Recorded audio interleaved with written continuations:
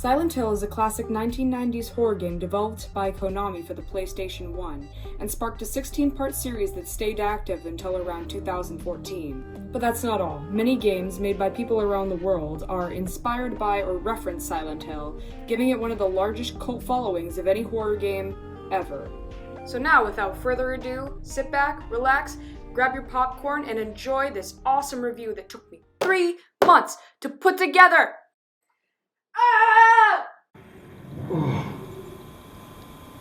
Are you kidding me?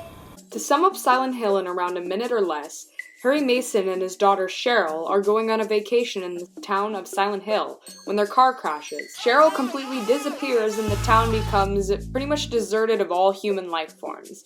As you search to find your daughter, you witness the town change into the other side, a kind of nightmarish parallel to the normal town. You meet a couple of other NPCs that help you through your journey. What you do to most of them as far as side quests and other optional tasks determine which ending you get. First off, I want to talk about the controls. Anyone who is going to get this game should know that they do take a bit of getting used to. It uses tank controls, which I'm okay with, although I don't think it was exactly needed. It was probably used to navigate the constantly changing camera angles and the narrow spaces you'll have to go through in building areas like the school or the hospital. But getting to know them, in my opinion, is kind of a pain in the neck, especially when you are not used to the character actually backing up when you press the down arrow or point the joystick downwards. A good example of a control system I really liked was Rayman 2's. Whenever you pointed down on the joystick, Rayman would turn around instead of backing up. It seems a lot smoother to me, and I'm not exactly sure why the developers didn't use this method because it would have worked well in the game. Moving on to the soundtrack. It's pretty good within the context of the game. Silent Hill is a horror game. It's supposed to have creepy music. For example, the music for the last boss is interesting, to say the least. It's good for the game, but nothing I would listen to on my own.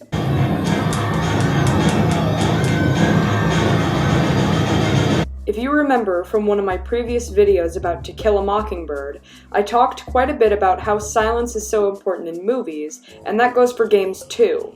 In, let's say, a platformer, silence is sometimes used to signify the end of a level.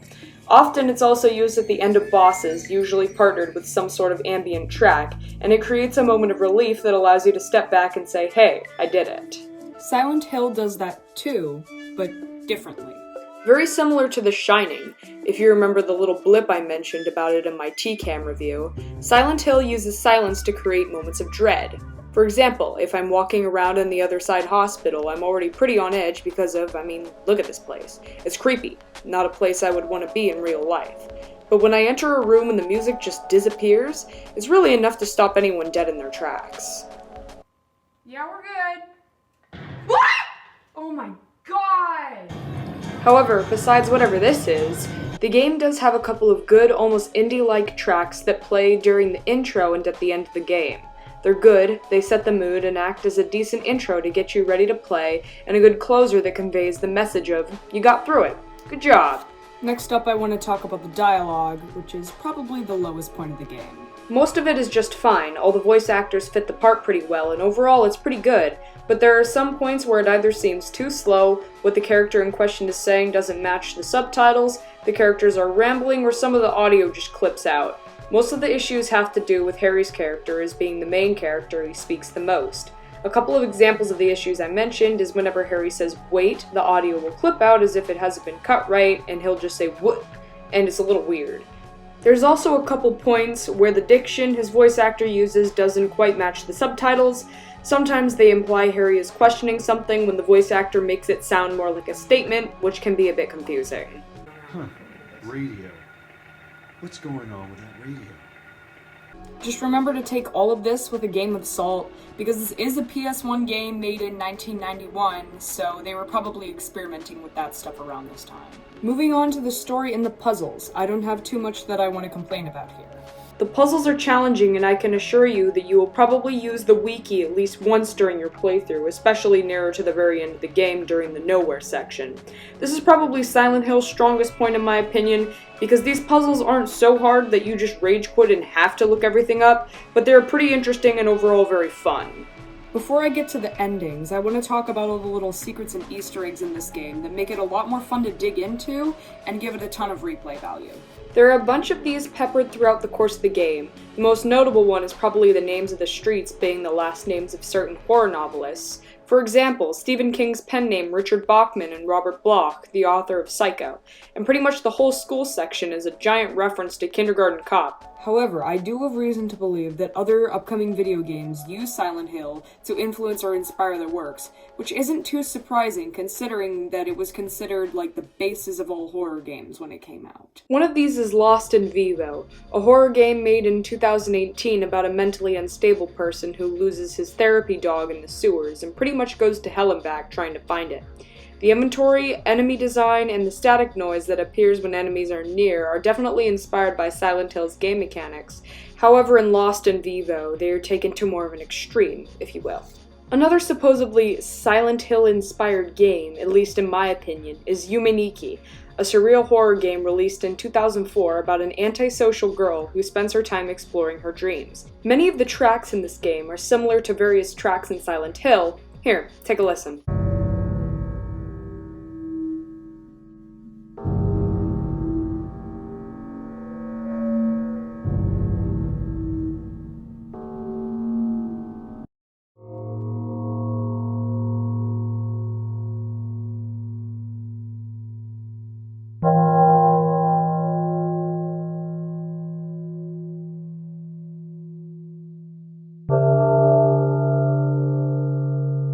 Lastly, we have the endings. That's it, man. Game over, man. Game over. There's some real pretty now, man. Silent Hill has 5 endings: bad, bad plus, good, good plus, and the UFO ending that was made as a joke. During my first playthrough, I got the good plus ending because I redid half of my progress just to get the Aglophidus and save Sybil, which, like I said before, was a pain in the neck. However, I was rather satisfied with it. It was good to see Harry and Sybil get out with the child that, spoiler warning again, ends up being Heather Mason in the 3rd installment of the series. It was also interesting seeing Kaufman not escape and get dragged back by Lisa, but I'm not really complaining here, because despite the fact that he did kill Dahlia, he was a complete jerk. What do you think you're doing? You want to get yourself killed? Get out of here. They all seem to fit the category, each one more unsatisfying than its predecessor, but that's what different endings were made for anyways. But the bad ending stuck with me in particular. Seeing Harry dead in the car crash with the horn droning in the background was very unsettling, and made for a really good bad ending, one of the better ones I've seen for that matter. The last thing I want to talk about is just some extra stuff I figured out after my first playthrough.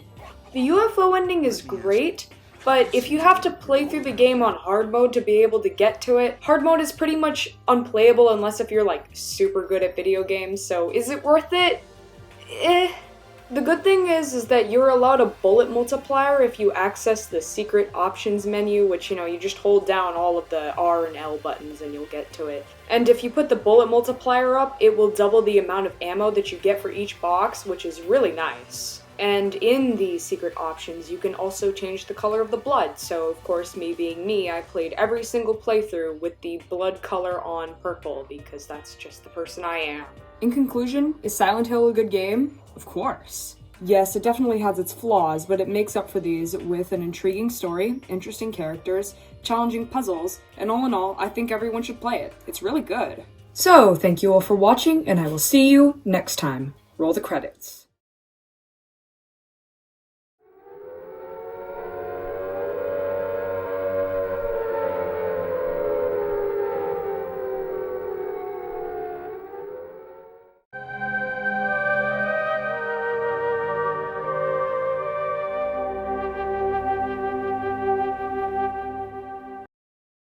Hello everyone and welcome to the credits. I'm gonna try to make this go as fast as possible, but as you guys can see, the credits kinda got a little bit messed up and I tried fixing it and I couldn't fix it, so you're just gonna have to deal with it.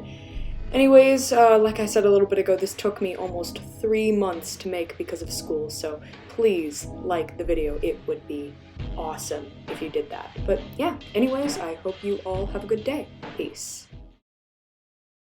I am trying to record, but my fish keeps moving around and saying hi, and it's a distraction, but he's so cute.